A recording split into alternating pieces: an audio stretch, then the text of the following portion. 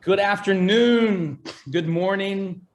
Welcome to this session, Empowering Women, Smallholder Farmers, and Youth through School-Based Agricultural Education. Before we get started, a few light housekeeping items. This event is being recorded so that we can make it available to you following this event. When entering the call, please ensure that your name appears clearly. Otherwise, use that little rename function on the participants list and type your full name. We invite you to use the Q&A function down there at the bottom of your screen to put any questions forward, and the host will be in direct contact with you. To the panelists, please feel free to respond directly on the Q&A function, but I will also pose some questions to you following the end of all of your remarks.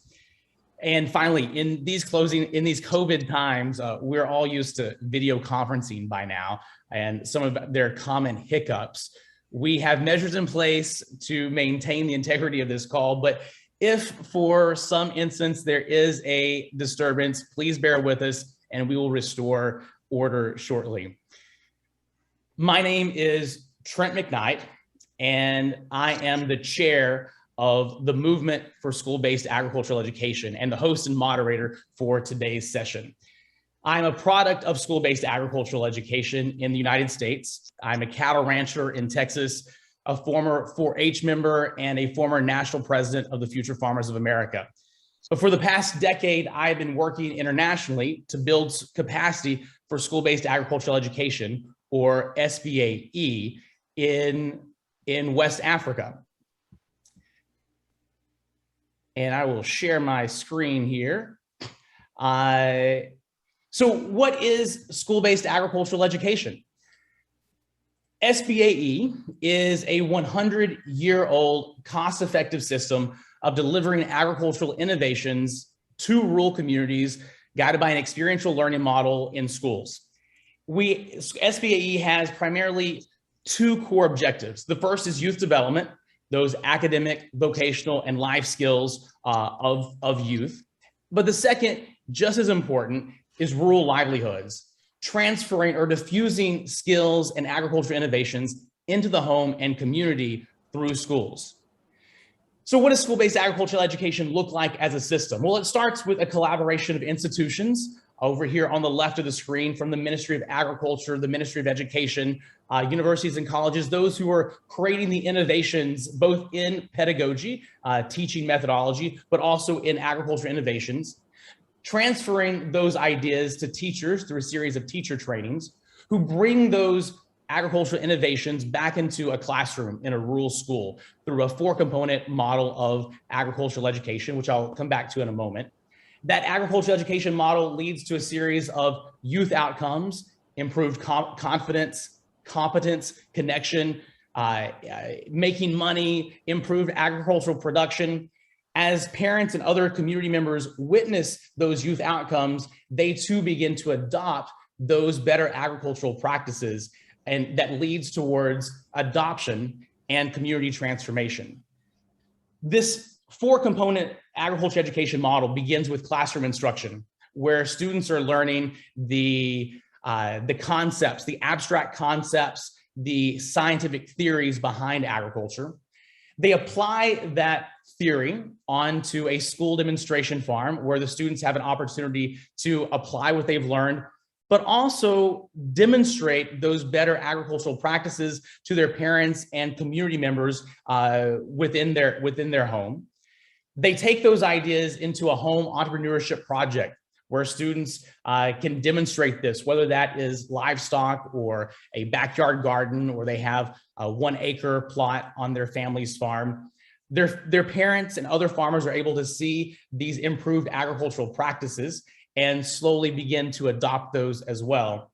And then finally, life skills and leadership development, where young people are learning how to speak in public, run their own meetings, and cooperate and learn life skills such as responsibility. When all of this happens, it comes together for a beautiful model of community transformation. Here at the UN Food Systems Summit, we believe that school-based agricultural education is a cross-cutting strategy across all 5 action tracks. Many of you have been participating in sessions this week discussing various ideas towards all these action tracks, but we believe that this holistic method of school-based agricultural education is something that can impact everything from nutrition to resilience. To bring more conversation into all of this today, I'm excited about the panel that we have before us. But to kick us off, it is a great honor to introduce our keynote speaker, Cass Ann Nyaga. Miss Ann Nyaga is the Chief Administrative Secretary for the Ministry of Agriculture, Livestock, Fisheries, and Cooperatives in the government of Kenya. Cass Ann Nyaga has previously been the County Minister for Agriculture in the County Government of Embu, Chief Executive Officer of the 4-H Kenya Foundation, and Founder and Chief Executive Officer of Farm to Home Limited. A proven organizational leader, she has a keen interest in youth and gender mainstreaming and the role of agriculture in youth empowerment. She recently helped the government of Kenya relaunch 4K agricultural clubs in schools. Cass Ann Nyaga, the floor and screen is yours. Thank you, Trent. Good morning and good afternoon to each and every participant joining us virtually here today. I'm really excited to be a part of this discussion as we hold the session on school-based agricultural education today. And before we move to the other segment, allow me to just give my remarks and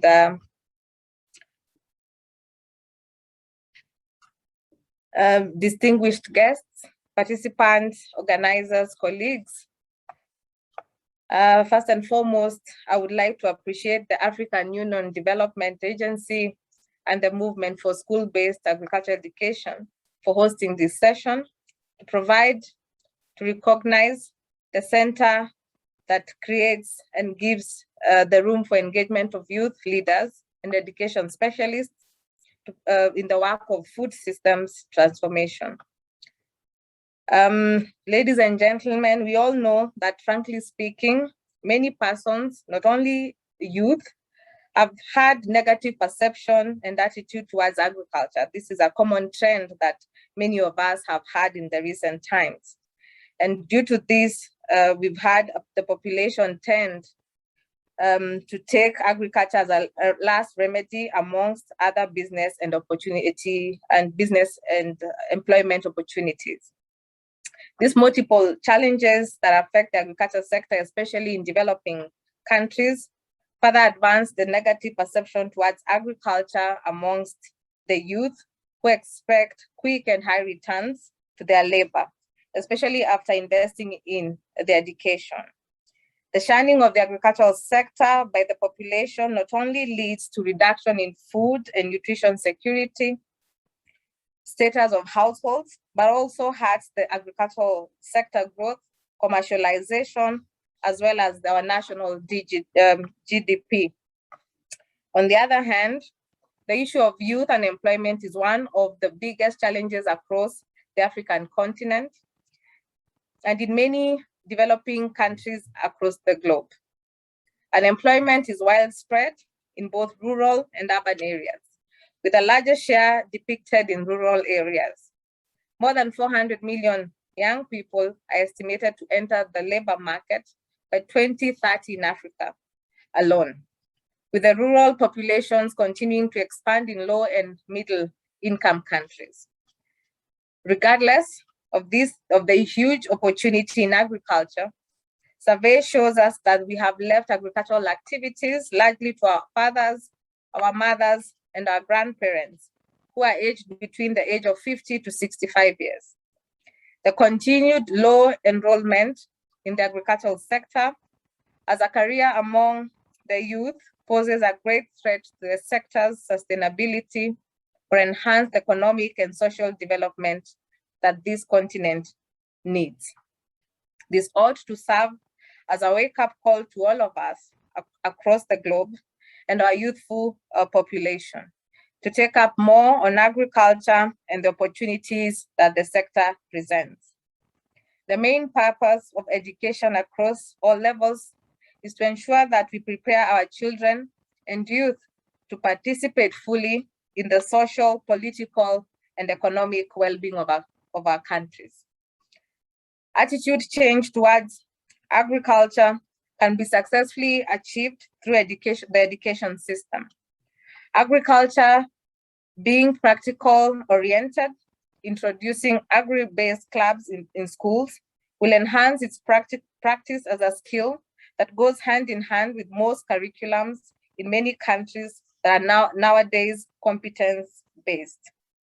The overall goal of agri-based clubs, here in Kenya, we call them the 4K clubs at the primary school level, and at the high school level, we call them the young farmer clubs.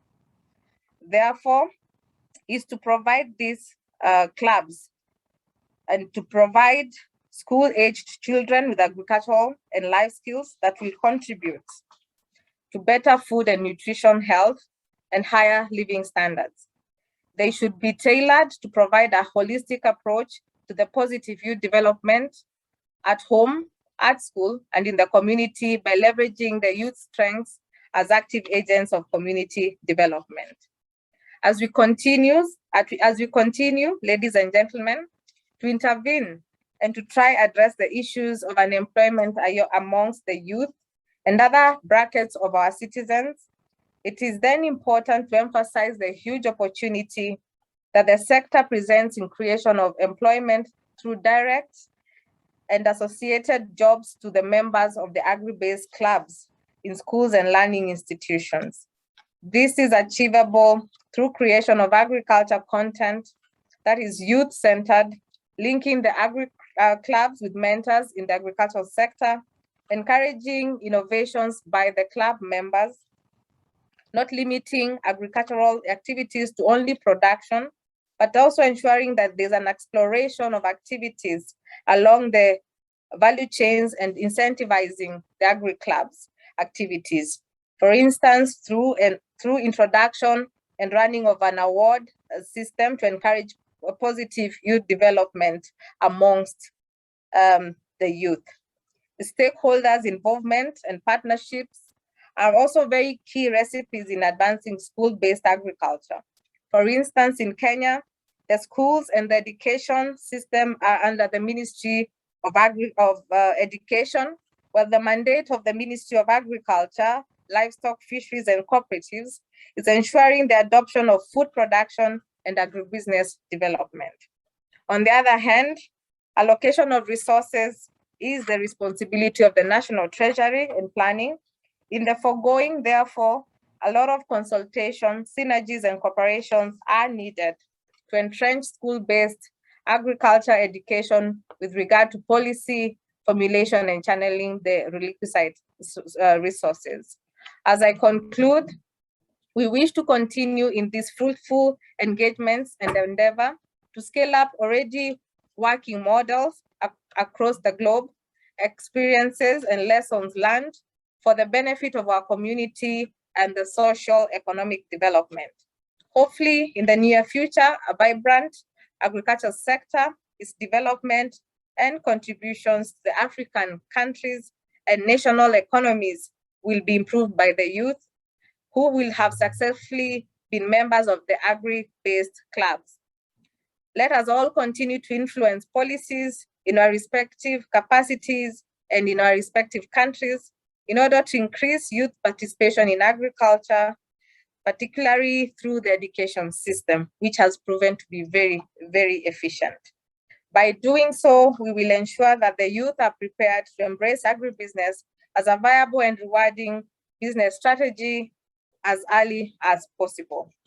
As I conclude, I wish and I would like to appreciate the roles that many countries and development partners are playing in ensuring that the youth are involved in agribusiness at all stages of the value chains from marketing to production. Thank you. Thank you, Nyaga. I am very excited to see 4K clubs in Kenya continue to grow, and very excited whenever I heard that President Kenyatta and the cabinet had chosen to take this decision to relaunch the clubs, the agriculture clubs across the country. We look forward to welcoming you into the movement for school-based agricultural education and the Global 4-H Network, and championing you along in your work there. So thank you very, very, very much. Our next panelist to bring remarks is Dr. Hamady Diop. Dr. Diop is the supervisor for technical cooperation and advisory services at the African Union Development Agency, or AUDA-NEPAD, and our co-host for this event. Dr. Diop has also served as the head of program for natural resource governance, food security, and nutrition at AUDA-NEPAD, and he received his doctorate of philosophy in agricultural economics from Louisiana State University in the United States. Dr. Diop, welcome. Thank you. Thank you, Trent, for inviting me, and I'm honored to be here with this distinguished panelists and guests. Thank you. So, Dr. Diop, you have heard the presentation from Cass Nyaga in Kenya on school-based agricultural education. How does this type of program fit within an African continent agenda and policy framework? Thank you, Mr. Chair, for this very good and timely question. As you know, in the continent, the African Union head of state and government have endorsed in 2014 what we call the Malabo Commitment on agriculture transformation in the continent.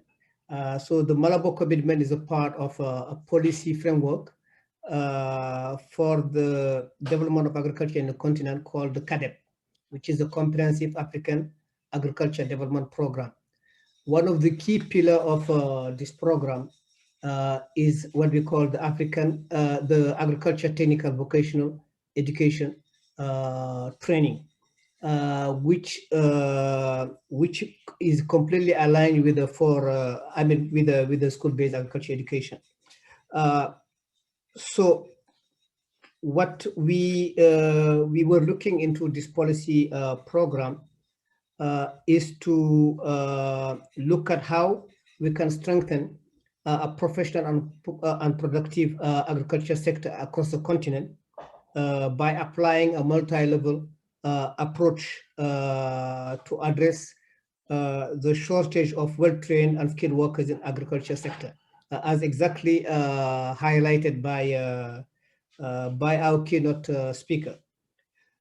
So far what we have done, and it's very interesting that our keynote speaker is from Kenya, we have piloted basically some of the ATVET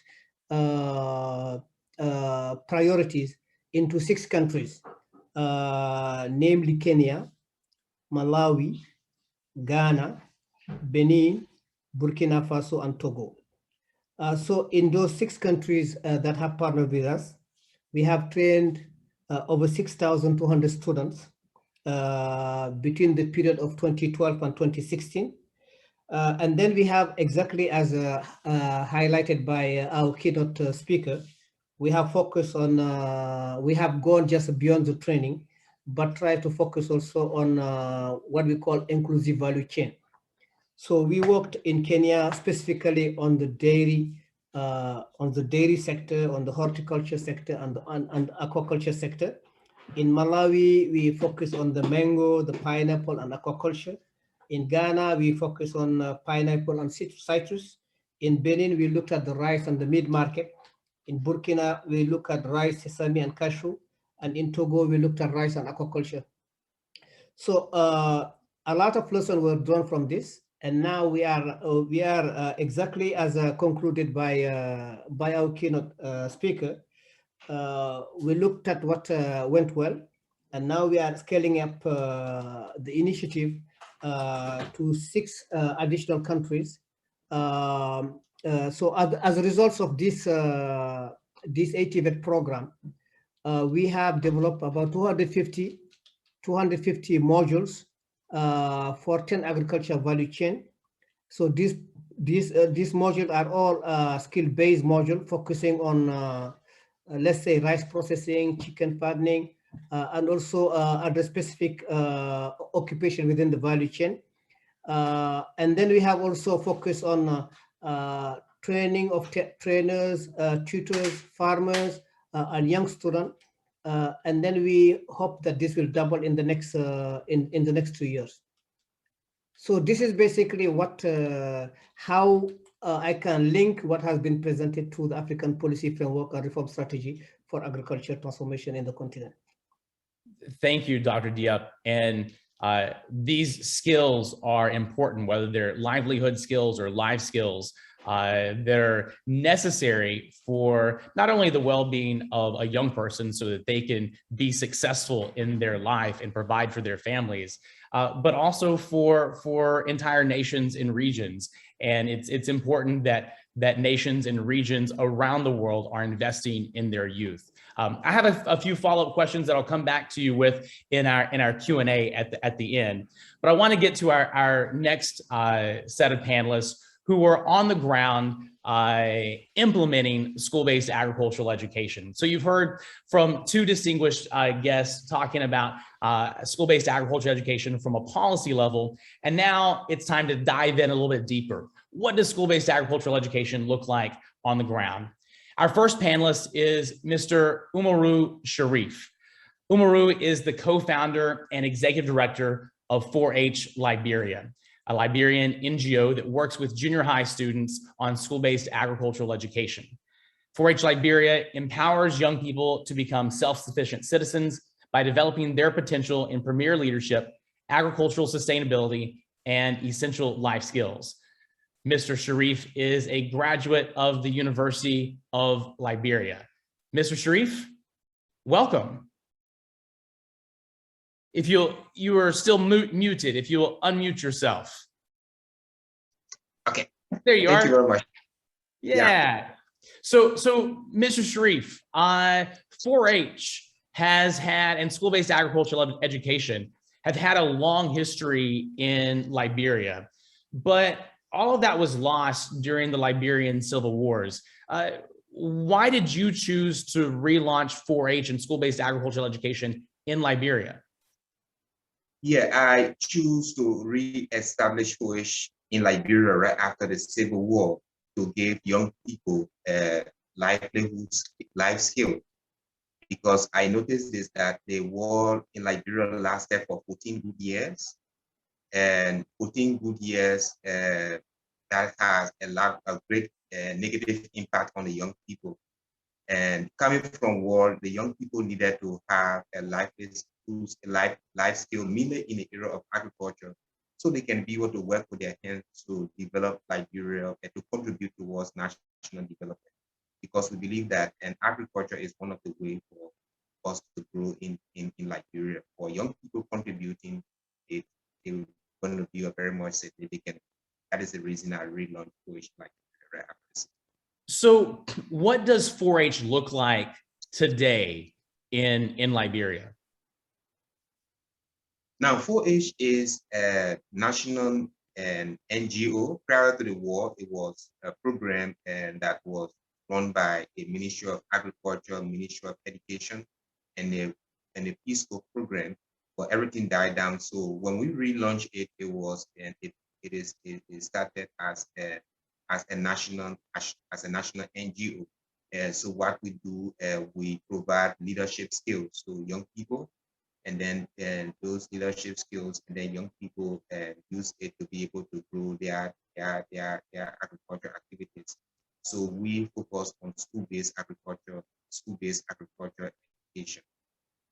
So tell us a little more about that.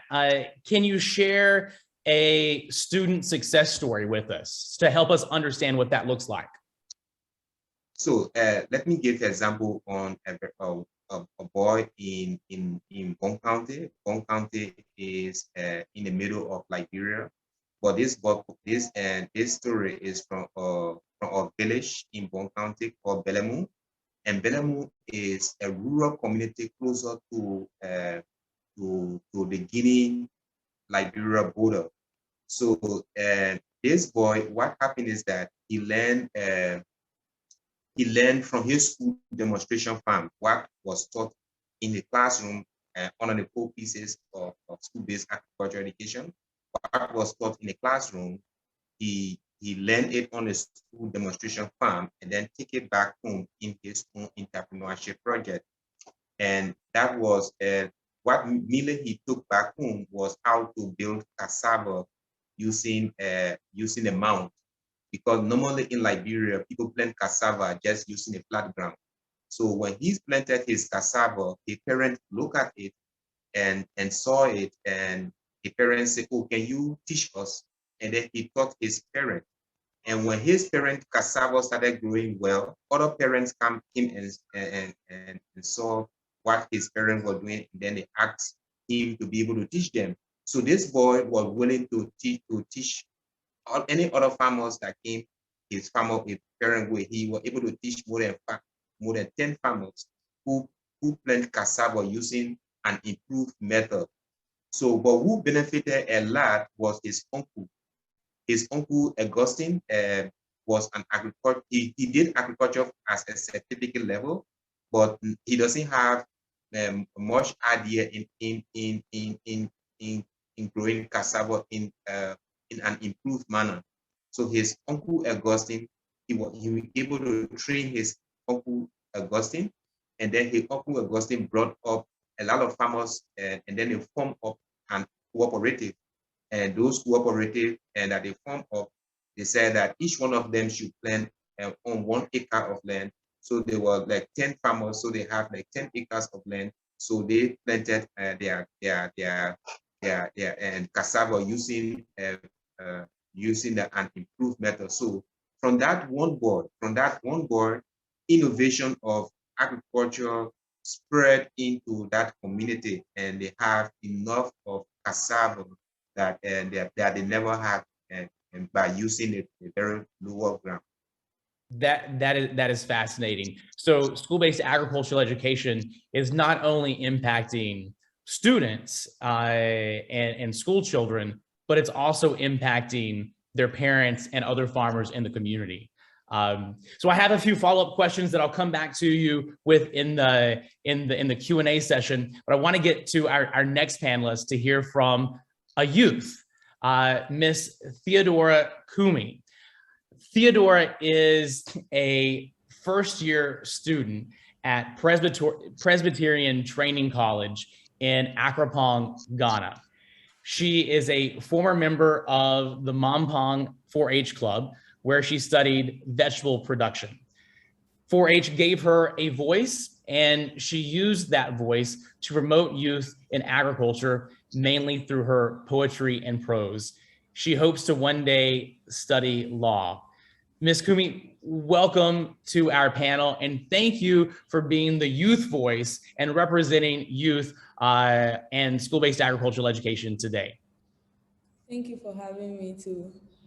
So, Ms. Kumi, tell us about your experiences as a student of school-based agricultural education in 4-H. Okay, thank you for the question.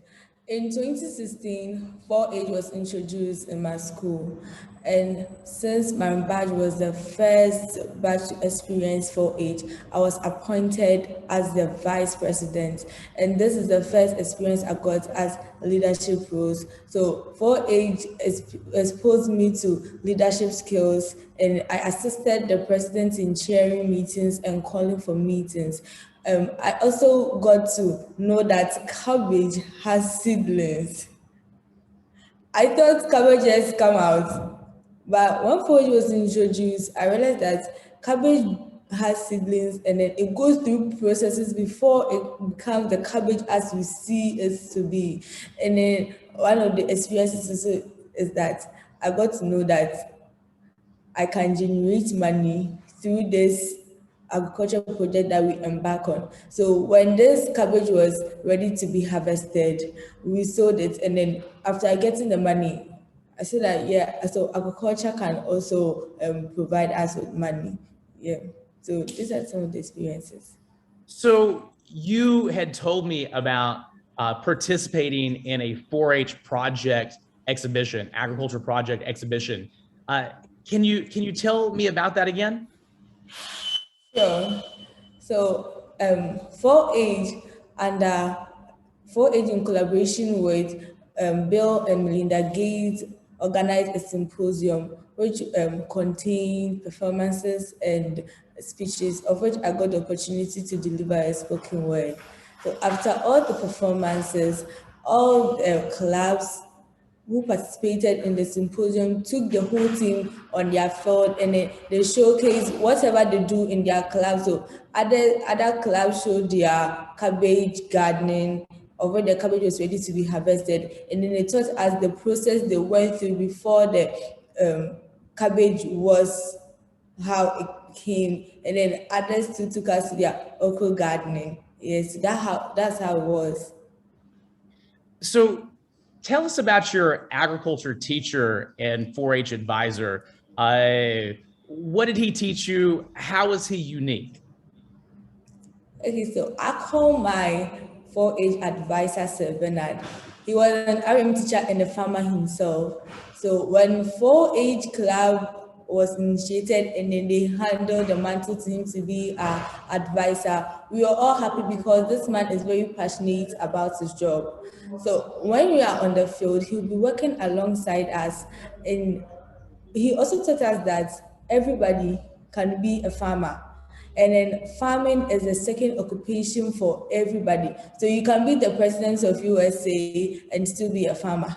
You can be a teacher and you still be a farmer. No matter who you are and wherever you have reached in education, you are a farmer. That's it. So your passion for agriculture and youth in agriculture really shines through. What would Ghana look like if every young person participated in school-based agricultural education and 4-H?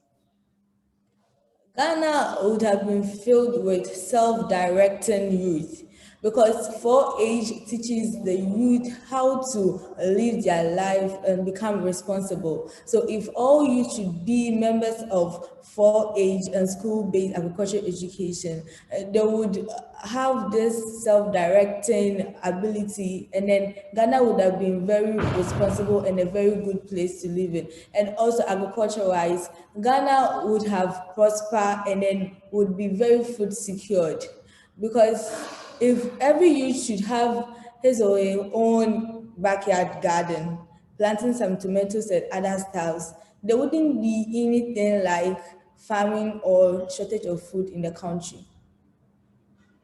You are so inspiring in so many different ways, Ms. Kumi. I also understand that you are an author, a writer of poetry and prose, and that you have prepared something for us today to share.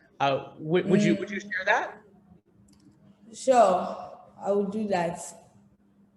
Okay, so Ghana, oh Ghana, the land of rich natural resources, the land of great scholars scattered over the world. Let's name it: Dr. Kwame Nkrumah, Kwesi Agui, Kofi Annan, who became the first Black UN Secretary General. Ghana, the land of rich vegetation cover and rich natural resources and minerals. From the south with good forest cover to the savannah in the north. But today, your children are hungry for food and even thirsty for clean water. Ghana, your youth are on the streets crying for jobs in the cities, but they cannot find one. Why? Because our rich resources have been destroyed by illegal mining.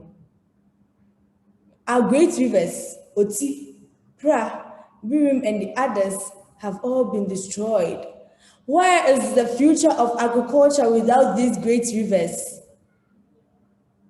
Where is the future of agriculture without these great rivers?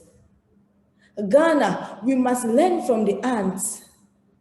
who stores food in the dry season to survive on in the rainy season. No country has developed without agriculture. You know why? Because we eat to live. We must embrace school-based agricultural education now to teach our young children how to till the land. It is the only means, to prepare our children, to protect our land and our natural resources. Agriculture is all we've got now. Agriculture is all we've got now. School-based agricultural education is the key to unlocking its future. Thank you. Wow. If this were a live audience, I think you would be hearing a standing ovation right now. I am so honored that and inspired by you at this moment. We look forward to watching you continue to grow and develop, and one day maybe even lead Ghana. Thank you so much for what you have shared and inspired us with today. So I want to come back to the panel at large and some of your questions. You have had the opportunity to hear from a youth, a Ministry of Agriculture official, a multilateral stakeholder, and a local country implementer. We have a few questions here. Let's see. I have one about the age. At what age and so Cass Nyaga, this question is directed towards you. At what age do 4K clubs begin? Are they present in primary grades? And why should we start school-based agriculture education at an early age? Thank you, Trent, and let me congratulate Kumi for her presentation, and also it's quite exciting to hear such a young person speak like that, and we hope to see many Kumis speak like that. In Kenya, the 4K clubs programming, we introduce a child when they are 8 years old. That is the age at which we get them started with 4K club activities. Of course, we are aware that some of these kids might be involved in an agricultural activity at home, where most of our kids come from rural settings, such that a child will be involved with either milking a cow or a goat as their parents do it. And some of them also live in urban areas.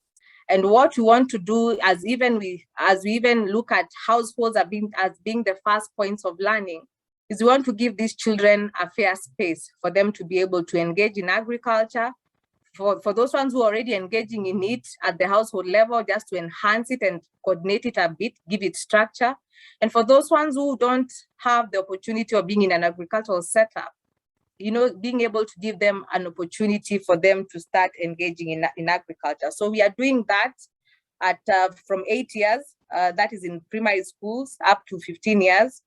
And then after that, we have the young farmer clubs from 15 years in high schools. And then after that, we have developed programs. So when they exit high school, they then find other programs that then continue supporting them to be able to give them mentorship and financing to set up their own agribusinesses. So those are the different age groups. And of course, different programming has been developed for these age groups, because at the primary school level, these kids are not as advanced as those ones of the high school. So the different programming for all the age sets. That's great. Thank you, Cass Nyaga. So different curriculum that's targeting different age groups. I have another question here from Apia Boateng, directed towards Dr. Hamady Diop, and specifically with the African Union. What is the African Union Development Agency and the African Union in general doing to encourage governments, ministries of agriculture, ministries of education, local government ministries, to help sit down and craft a country's school-based agricultural education? Are they doing anything that is promoting that at that local, national level? No, thank you for this very important question. Usually the way the African Union operate is that you get a policy framework that is developed at the continental level, and that is endorsed by the head of state. Then the technical agencies like the African Union Development Agency and some other agencies that are part of the African Union will translate basically that continental policy into something that country can implement. So within agriculture, usually what we do, we accompany countries to develop their national strategies for agriculture development, in which there is a consultation process. If the countries see like SBAE as a priority, SBAE is captured into the national agriculture strategy. We call it a compact. As we speak now, out of the 55 African countries, 47 countries have developed their national compacts. Then the second process is like we accompany the countries to translate those compacts into something that is bankable. So we support the country to develop what we call the National Agriculture Investment Plan, and then we use that instrument now to support the mobilization of resources and the implementation. But this is done to a very, very, very consultative and a very consultative process. Thank you. So I hope I have addressed your question. And please feel free to continue to ask questions and to communicate with our panelists on the sidebar, on the chat. Ask questions in Q&A. We just have a few more minutes left, but continue to use those features as well to help in learning more about school-based agricultural education. So the theme for today's panel was empowering women, smallholder farmers, and youth through school-based agricultural education. So I want to kind of focus in on the women and girls. So Mr. Sharif, I have a question for you. What is 4-H Liberia? What is school-based agricultural education in Liberia doing to specifically highlight young girls and women in your activities?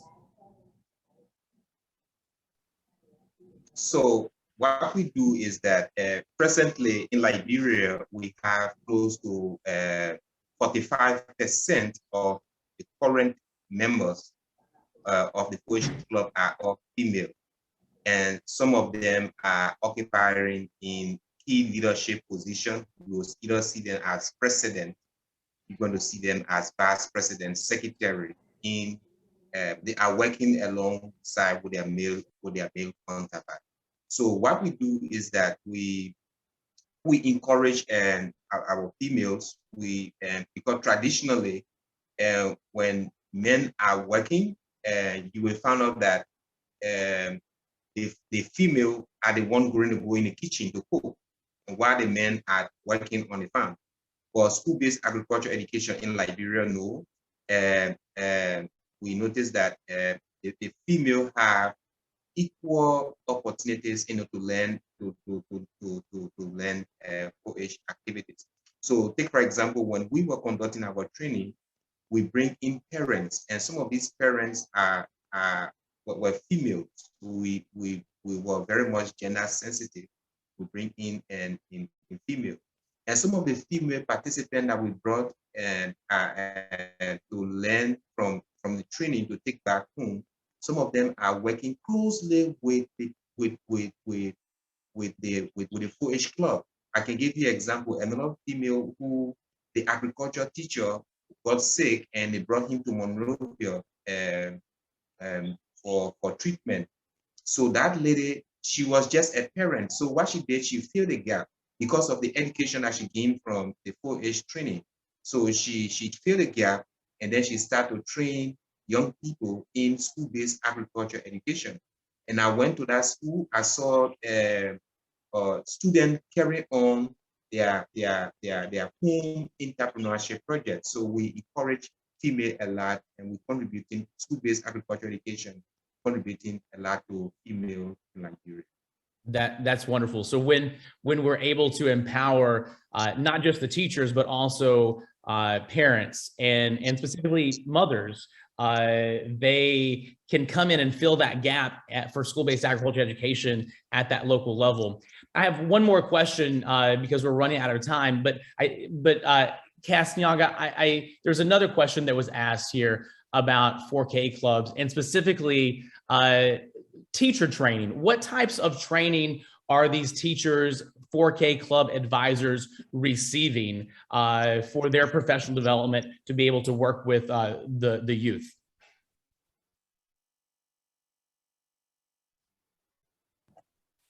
And we have a hybrid kind of a system, if I may call, for purposes of building the capacity of the teachers, because there's a way we want to handle these teachers and build their capacity so that they can be able to know how to exactly handle the children and the 4K club members, and then also for sustainability. Remember, we are coming from, we used to have the clubs back in 1963. But we had only taken up the production activities alone. In the wake of the president reviving the clubs, we are now having a hybrid kind of a programming where we will be introducing the positive youth development model and another model called from FAO, because we have partners that we are working with to be able to come up with a hybrid kind of a system, the one for JFFLS. So that model, we will be able, even as we are moving towards the implementation, there's already an implementation framework that has already been put in place. We have a fully fledged youth in agriculture unit, which has already been staffed. And also the activities through the implementation framework will go up to the ward level at the counties. The most critical role here is to be able to build the capacity of the teachers, because we also want to, after we build the capacity of the teachers, to onward that capacity to their children. And then we want to use these schools, the children, as centers of learning for their parents. So the kind of the hybrid programming, the model that we want to infuse is that of the PYD, of course, drawn highly from the 4H programming. Excellent. Thank you very much. Well, we are out of time, but I don't know about you, but I have not only been informed and educated, but also inspired today. Thank you to all of our panelists for bringing various perspectives on school-based agricultural education, both in your countries, but also regionally. We look forward to supporting you. I've put my email address in the side chat box, just info@agricorps.org. If you have further questions or comments and would like to reach out about school-based agricultural education in your country or how to get resources, feel free to reach out to me there. As you can see, there is huge potential for SBAE programs to transform food systems around the world.